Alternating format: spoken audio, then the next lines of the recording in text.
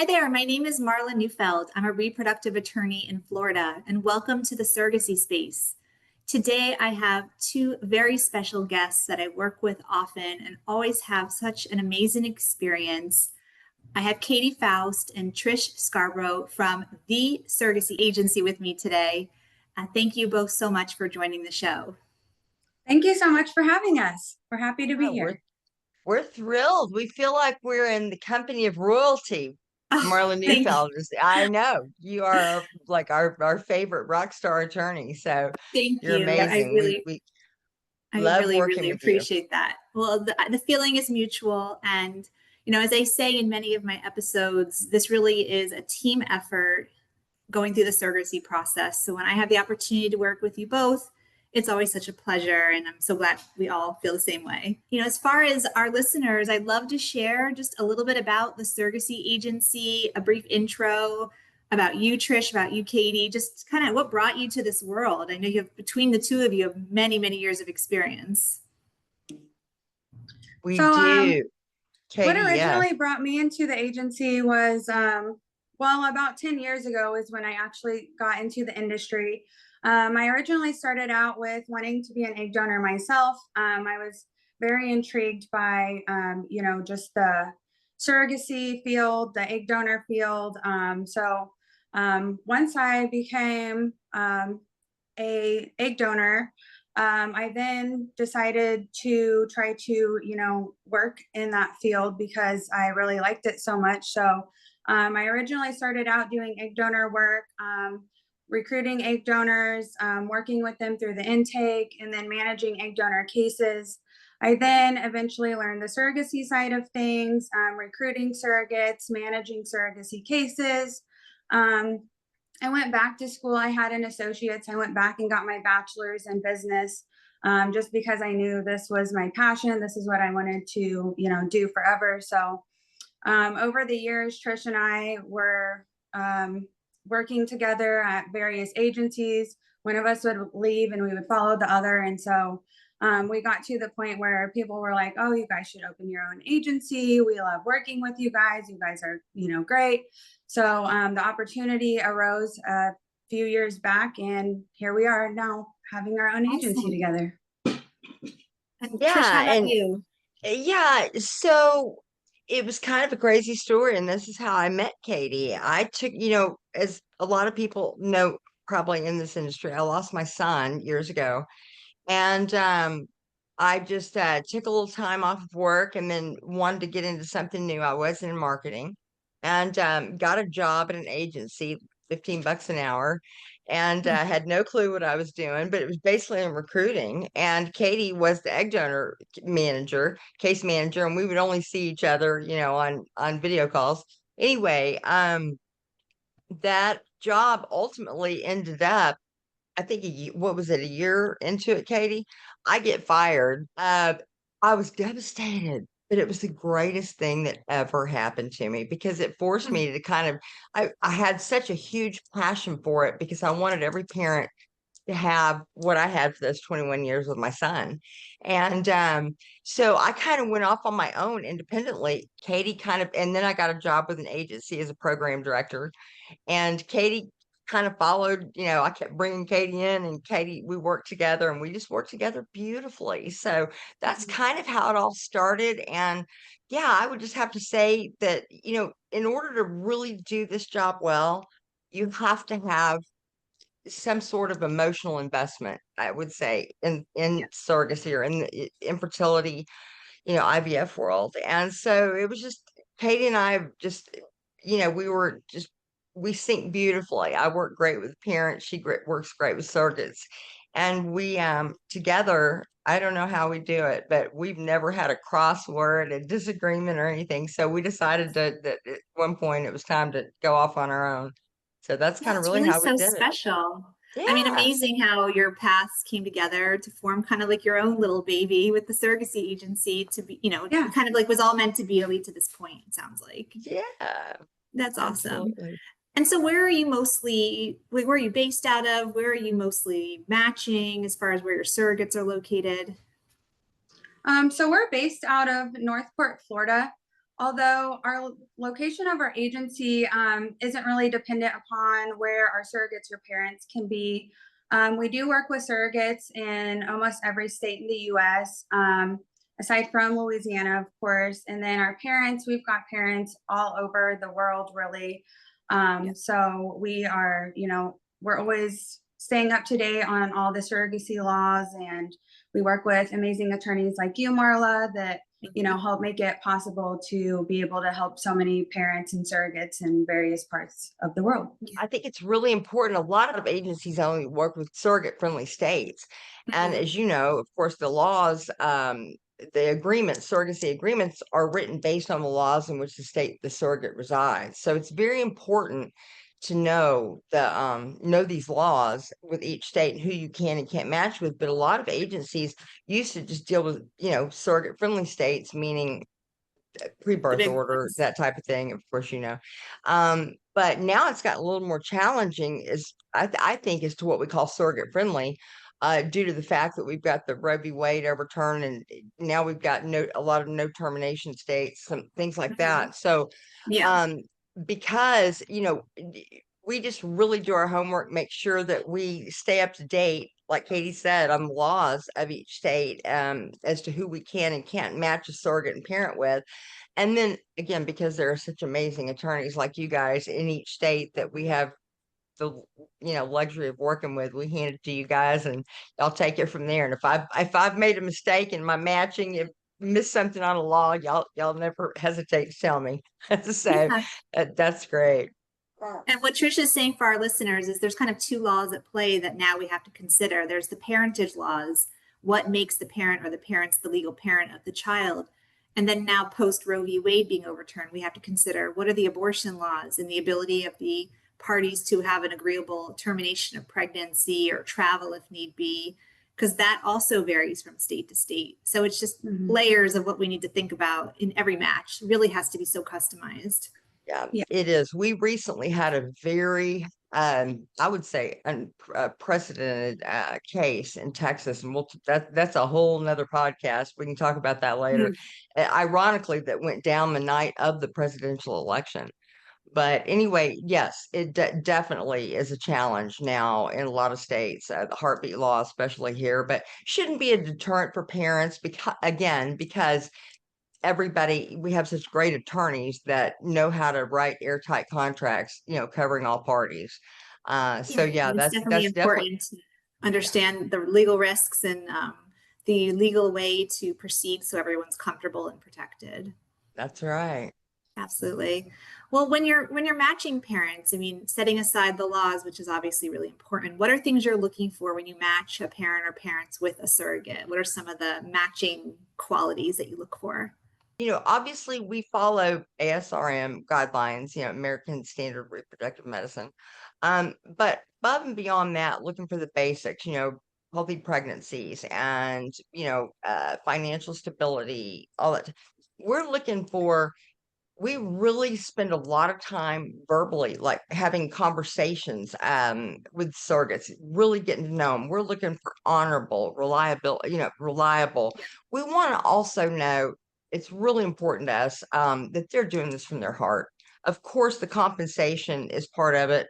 It can be life-changing for both parties. And so, but we want to make sure it's not just a money thing. We want to know it's coming from their heart and that they're going to be reliable, and we're not going to be chasing anybody down for appointments, or, they're really invested and they know what they're getting into. Transportation. Yeah, that's really important. I mean, I know going through it myself, like, and working in this area, you never want to have the surrogate where it's like things in her life aren't stable otherwise, because it's a huge commitment. She needs a good support system. And it can't just be about the money. I mean, of course it helps, but absolutely. Absolutely. There are just so many different factors, but we truly are sitting there. Really, we spend, I think, I don't know about other agencies, but we really spend a lot of time trying to set up phone calls with them, making sure they answer, they're answering, answering the call, showing up, responding timely to emails, things like that. And they understand what they're getting involved in. And of course, their support system, because we support them obviously 100%, but we're not there. And sometimes, as we've all seen, there are situations where they need somebody right there with them. So it's really Yeah. important, that support system for sure. Mhm. Yeah, I saw on your website you say you have a 97% success rate, which is awesome as far as the matching on the first time. And because there's definitely like a magic and a science to it. Trish, so can you talk about how the magic works as far as matching an intended parent with a surrogate? Absolutely. And we take that very seriously. We really want to see a successful match where everybody has a great experience. And I think a lot of that comes down to the compatibility, communication wise, between parents and surrogates. We do not match on first come, first served basis. We try to keep our level of surrogates and parents right about the same so that we don't have a crazy match time, any Mhm. long wait periods, waiting lists. Nice. Yeah. But, you know, getting to know your parents really well and getting to know your surrogates really well, we can really look at that compatibility, personality wise, and who may or may not be a good match for each other. And Right. so I really think that has a lot to do with it. If I think I've maybe done 2 match calls in our career that didn't ultimately result in a match, and it was pretty much because I ended up after the call saying, I missed the boat on this one. When we did the call, I don't think there were things I saw that, maybe indicated Yeah. to me that they might not be a good match, but communication is key between in personality, I Yeah. think. And the fact that you spotted at the beginning, it definitely saves everyone hassle and stress in the future. So the stars have to align. Yeah. Never want to hear the word broken match. That Mhm. that for us is like the worst thing that could happen. So we do Yeah. everything we can to make sure it's just going to be a good experience for everybody. I think again, their personalities and compatibility, and of Yeah. course, everything that they're looking for lines up. Right. Some parents are wanting have certain criteria of what they're looking for, and vice versa. So we really Yeah. work hard to keep that in line. What are like the main like what are some big criteria that you notice, like common ones that a surrogate's looking for? You think so much about what the parent wants, but what are things that the surrogates sometimes are looking for? I would say that surrogates, they typically want to have, good communication with the parents. Yeah. They want to, well, we like to make sure that, of course, they're aligning on things like termination. Yes. So we talk about those things a lot during the intake process. When they're in the intake process with me, I'll ask them, what kind of parents are you hoping to work with? What kind of journey do you want to have? Because when we're matching them, we want to make sure our surrogates are going to have an enjoyable experience. But on the flip side, we want to make sure that the parents that we're matching with our surrogates are going to want that same type of relationship and that same type of experience. So we find it very important to have that conversation with our parents and our surrogates both so that we Yeah. know what everybody is, hoping for at the end of the day. Yeah, I think it's so important. I mean, I see communication as one of the biggest pitfalls of what could kind of fall apart. Because if there's a surrogate wanting, a lot of communication and then a parent who's more standoffish, it really could Uh-huh, kind of snowball for sure. and create tension. So I think it's great that you all discussed that at the beginning Yeah, because it really makes a and difference. another, just another little thing that I've noticed too that's kind of funny when you have a match where you have parents who have had a child previously via surrogacy, and then you have Okay. a surrogate who's a repeat surrogate. And we had an incident over this, but we quickly figured it out. They really were not meshing, and we started really having an issue right before embryo transfer. I mean, within hours. And we jumped on the call. All of us jumped on the call with the parents, the surrogate, and I'm thinking, how am I going to figure this out? I'm not a mental health professional. Right. So, but then it occurred to me, each one of them had their own experience previously, and each one of them had expectations, most likely, that this journey was going to be the exact same. And Mm, a light bulb went off that I had to kind of help them explain, guys, this is very doable. Um, the surrogate, as I said to her, you had this experience where you had a lot of communication with the parents prior to transfer. And the parents in their situation, they did not. A lot of parents are a little bit guarded until surrogate's pregnant. They don't want to build that bond. So there was a little bit of, disconnect there because the surrogate was expecting all this communication and was kind of feelings hurt Yeah. that she didn't have it. And parents felt she was being too pushy or needy. And but Mhm. anyway, that's something I really touch on match calls when I have two what I call pros, like a Yeah. repeat surrogate and For repeat pros, parents. yeah. Yeah, that every journey is, part of the planet's own baby. So we have to Mhm. look, but yeah, I kind of learned that Yeah. one the hard way. Yeah, so interesting to have a sibling match with a repeat surrogate and where they maybe didn't work together before. Sometimes parents work with the same surrogate, but this is kind of like a new repeat surrogate. So Yeah. Right, exactly. definitely adds layers to it. And I think it's great you got to the heart of what was kind of bothering everybody at that time. So About an hour before transfer, trans- just enough the clinic's messages is going to, 15 minutes to let us know before we defrost the wow. embryo. Yeah, Never a dull moment, right? ever. So besides matching and finding surrogates, what are some of the other services that the surrogacy agency provides?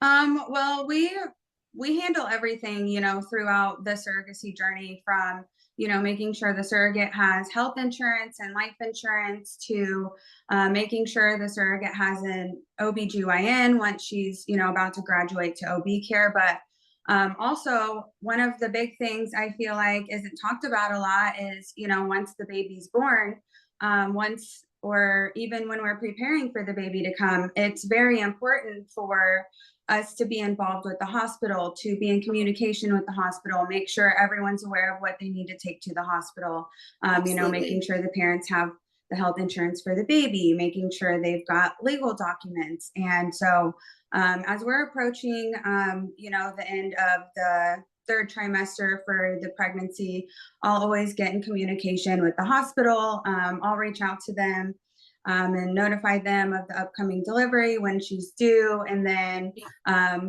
as we're approaching, the last 3 weeks or so, I'll be staying in communication with them. And then, of course, once we are at the hospital for delivery, I'll contact the hospital again. Of course, I'm in communication with the surrogate and the parents. And then once the baby's born, it's very important to make sure that I'm staying in communication with the surrogate and the parents, just, because it's such a life-changing event, to make sure that the surrogate, she's, mentally doing okay after delivering the baby, and making sure the parents are all doing okay, and the baby's doing okay, and just making sure that, I'm there for the surrogate, because a lot of times once the baby's born, I will notice that with the communication with the parents, they become really busy, of course, Yeah. settling in with the baby, that the communication isn't always as much as it was during the pregnancy. So I try to help fill that void. Oh, And nice. then, making sure there's funds still in escrow, making sure that all of the bills are paid.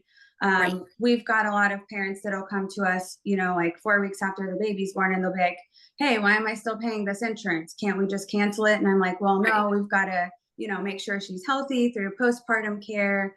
And then, making sure all the bills get paid. That's another thing, making sure escrow stays open long enough. Right. Because I've seen, we'll get 9 months down the road and a bill will pop up. And so Yeah. I find it really important to also make sure that I'm doing my due diligence, calling around to hospitals, to the OB care facilities, making sure that there are no outstanding bills prior to closing escrow. Oh, awesome. Contacting the LabCorp, Quest, whatever, lab facilities we use, because that helps avoid some of those bills popping up. That sounds like you're on hold a lot on the phone. Yeah. She really is. And, Yeah. another thing I'd like to add as far as just services in general, when we have international parents, we always make sure that we, throughout the process, connect with great third-party resources such as Art Risk, or any insurance Mhm. company, art insurance, and passport. There are agencies who help expedite passports, for for baby and visas. So we outsource. We have great resources that we help definitely stay, trying to help international parents, because they come over here just blinded. They have no idea, how to handle that. So we like helping them Yeah. as well. And breast Yeah. In a milk. foreign country Katie's, with a baby for maybe the first time, and it's a lot. yeah. Yeah. Yeah, and Katie facilitates beautifully if we need to transport breast milk, if that's the setup, that so Oh, cool. we do it all basically. I mean, as far as the services like that, but I couldn't do it without Katie, that's for sure. Do you find that a lot of parents want the pumped breast milk?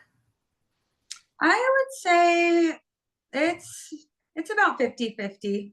Mm-hmm. It Um, gets complicated too if the parties are far from each other. For yeah. me, like it just kind of runs out eventually. It's hard to maintain. Right now I've got a surrogate and she's in South Carolina and the parents are in California. We're shipping milk back and forth across the country. So hopefully Wow, it continues to go well. So that's amazing. I know for us, we shipped we would have like dry ice overnight deliveries. I'm not sure how yes. you, but it was within Florida. I mean, getting it to California is a whole nother level.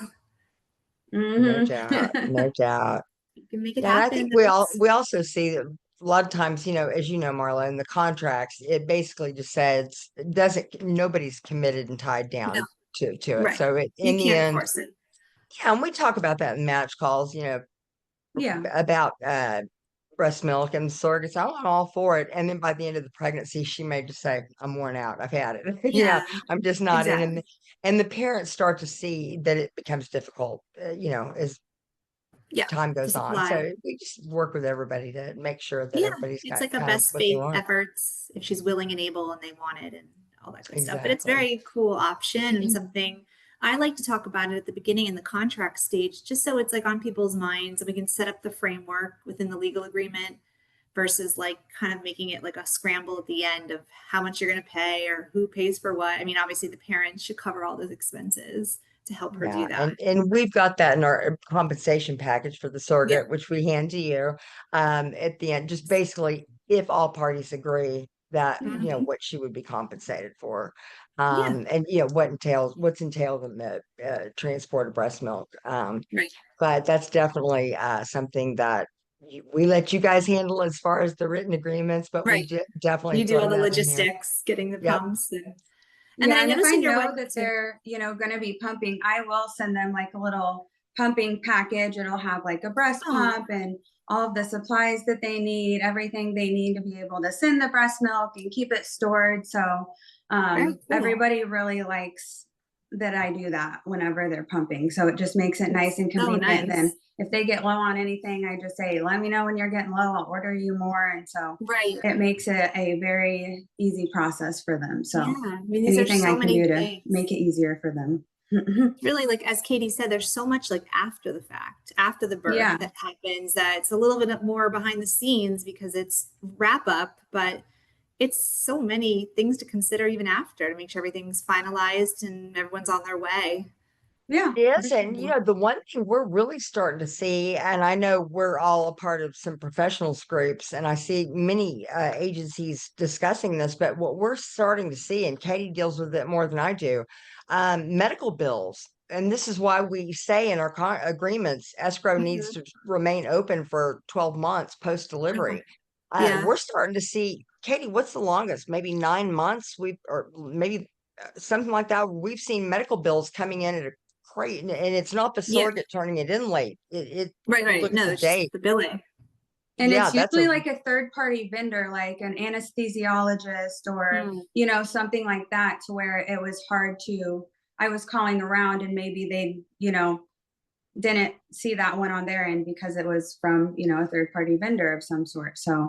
that's why we find it very important to keep that escrow open for, a full year, just because of little things like that. Even if we are doing our due diligence, something Yeah. You times can't. little things like that pop up. So case is not closed once the baby's born. That's for sure. Yeah. Lots of yeah. work, like you said, Marla, that goes on behind the scenes afterwards for quite some Yeah. time. And I think it's obviously important that the legal agreement talk about how long escrow stays open For after, if the sure. cycle doesn't work, if the contract ends in a pregnancy and delivery, and what the minimum balances should be in the escrow as well. Those are legal For protections, I sure. think, for everybody involved to address this issue. Hmm. That's why we use you, Marla. Thank And you. you've got Thank to you. be, Thank you. yeah, Well, we I've been do through what we it. I can. remember. Well, I appreciate that. And, I noticed on your website something I just never seen before. I was curious what your intended parent referral program is. Katie? We offer a discount to intended parents that are referred to us by other intended parents. Got it. Okay. Very Yeah. good. I mean, I would imagine it's probably hard to find surrogates, as far in the industry as well. Like, is there any kind of referral for that as well? Yeah, we do have a referral program. So if a surrogate refers another surrogate to us, and that surrogate is, cleared to be a surrogate, then we will pay a referral bonus. So Trish, I know I follow you on social media. I know you're a huge pet lover, and just wanted to see kind of your perspective on how pets help, with the emotional aspects and the stresses involved with surrogacy and infertility, and if you wanted to share your fur babies with our listeners today. Well, that was such a cute question, actually, but it really got me thinking. Yes, Katie and I are both huge animal lovers. Oh, She's got a Katie bunch of too. chickens now and Oh, dogs. cool. I Um, want you know, chickens. yeah, I'll let you talk to Katie about that. I can't Yeah. imagine, but anyway, the from my personal experience, as I mentioned, having lost my son, when he had this little dog that was just his baby, and so then she became my baby, and I Yeah. found that obviously she filled this void, that I desperately needed when he was gone. But when you asked that question, it really started making me think about surrogacy and how, parents who have not had the opportunity yet and are longing for a child, that there's a void that's missing, and Mhm. that animals, their dogs, pets are their babies at that time. It's And it true. made me think recently of a case that we had with a mom, or mom and dad, and they had two or three dogs. I can't remember. I think it was two. That they absolutely, these dogs were just their life. So, that was a great topic of conversation between us. But one of her dogs got really sick in the middle of the surrogacy process and, ran up huge vet bills. And so we didn't even hesitate, think twice to work with them on the finances, so that she could make sure that all that was taken care of. But yeah, I think the animals, for me, lots of people, for many reasons, just can fill a void and their companionship and comfort. But I never really applied it to surrogacy. But I think that it definitely is. And yeah, this is my newest little, yeah, savage. I call her, all 4 pounds ever. She's something. But She looks like a uh, little stuffed animal. yeah, she's something. But no, no, we both are pet lovers. Katie, you want to go pick Coco up and share her? I can't lift Coco. We don't want to disturb She's Coco too from her sleep. huge. Yeah. Oh yeah, Coco's huge and can really make some noise snoring. Yeah. She's Yeah. always Well, sleeping. But no, I, that's a great question. yeah, I think it's like just anything you can rely on for support during this difficult time, be it a pet, the agency, a friend. It's all really a village to make this happen. So Definitely. We've been so blessed. We were looking a few weeks back. We were kind of looking at different things with marketing, where our parents came from, where our surrogates are coming from, and I was just stunned when we kind of crunched the numbers. That about 50% of our parents and surrogates are all referrals or repeats. We mm, maybe have parents who are on case number 3, or our yeah. surrogates, Oh wow. they've referred somebody, and that's just, I mean, what Yeah. an honor. I mean, that It there's no speaks for greater itself. compliment. Yeah. Yeah, so I think that just because we really try to keep things on such a personal level, I mean, never underestimate our professionalism by any means, but it's a very personal experience that the parents and surrogates are going through. So I think it's really just important to keep that in mind, and just kind of be who we are, and maybe a little bit more laid back, but we animals, Get the job sometimes, done. yeah. So we love that. Yeah. Well, I always have such a great experience working with you both. I never have to wait for a response to anything. You're both so quick and helpful, and it's really truly a pleasure. So I would just want to thank you both for joining the show today and sharing about the surrogacy agency and about both of your experience. Well, what is the best way for potential surrogates or parents to contact you? Right. On all of our contact information's on our website. So definitely always our website is a place where you can find our contact information. And then we also have a Facebook page. Our contact information's listed there as well.